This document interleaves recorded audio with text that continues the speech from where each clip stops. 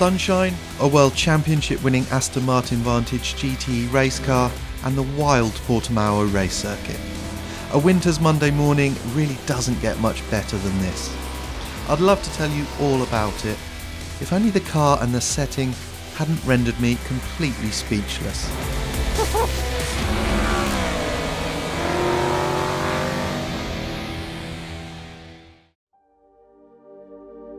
This is a very special car. You can probably tell as much just looking at it, but beyond the obvious, this car has quite a story to tell. In a previous life, this very chassis won the GTE AM class at Le Mans, and just a few months ago, it powered Marco Sorensen and Niki team to another win in Bahrain that crowned them GT Drivers World Champions. It was a close battle. The new Ferrari 488, much lauded Ford GT and Aston Martin Racing won 3 rounds each in the 9-race WEC calendar. But ultimately Marco and Niki came through. It's a hell of an achievement, a testament to AMR's teamwork, the inherent qualities of the Vantage chassis, powertrain and aerodynamics, and a positive sign that the slightly cynical Ford hasn't completely hijacked the series.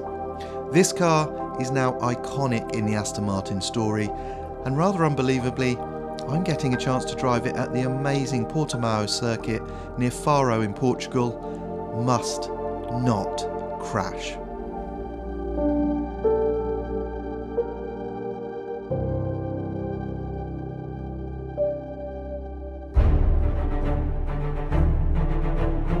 I'll get 2 3-lap stints and then a final 4-lap run once I'm a bit more used to the car and the track.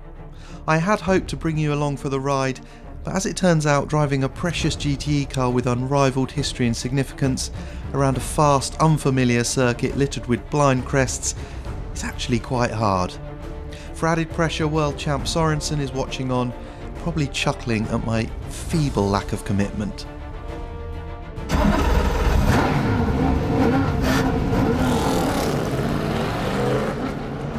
Woohoo! I didn't stall. Okay, it's got a bit limiter, which always feels quite exciting. 60 k's. Oh man, here we go.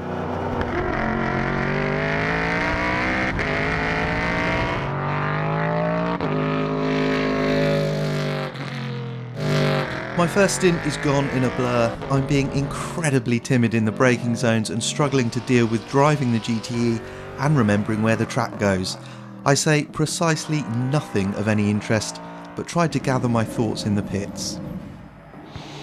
Okay, I'm aware I didn't really say anything of any meaningfulness in that first run. I probably won't again, but it's just trying to concentrate on driving it and talking is... I'm normally quite good at talking and driving, but that's really tough. It's so light, the steering and the feedback through the car, because I'm driving it so slowly as relative to what it can do. You don't actually get any feedback because the car's got no load on it, so I need to go a bit quicker. But it's one of those circuits, so much of it's blind and you sit so low,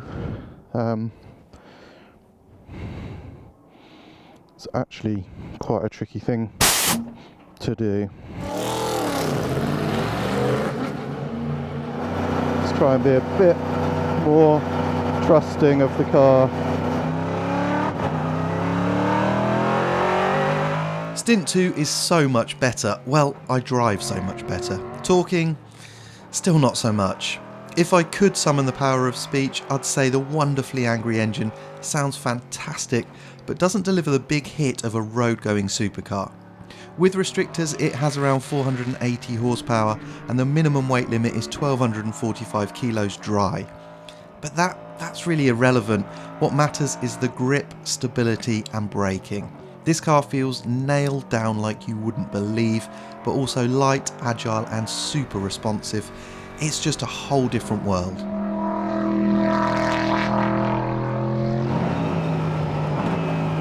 Still braking way too early. I'm getting a bit better. Okay, starting to feel a little bit better.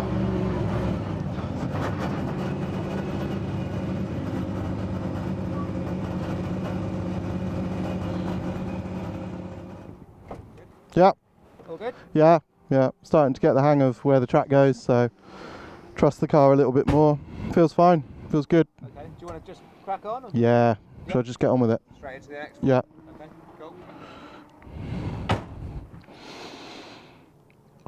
Okay, come on. You can do this.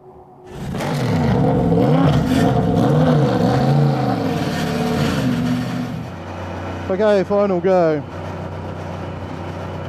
It's that moment of how quick do I dare go? Because there's no prizes for the lap time, and I'm not going to get anywhere near what it will do.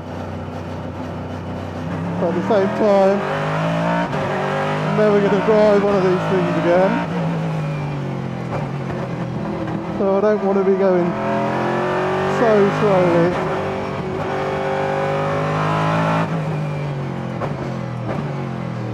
Oh wow, so much grip and response.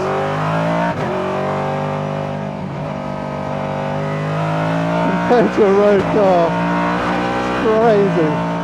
Even on these last laps, I'm barely scratching the surface, but they feel fantastic. I still can't say anything very insightful though. Can't get these last two corners right. Unbelievable. But that's maybe the way it should be. GT3 cars are pretty easy to jump in and talk and drive and just get to grips with. But this Aston Martin GTE car in combination with Portimao is a daunting prospect. Daunting but unforgettable.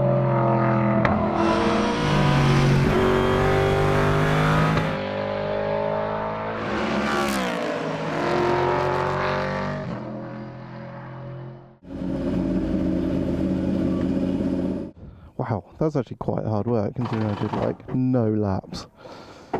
Woo, what a mega circuit. All good? Yep. Oh.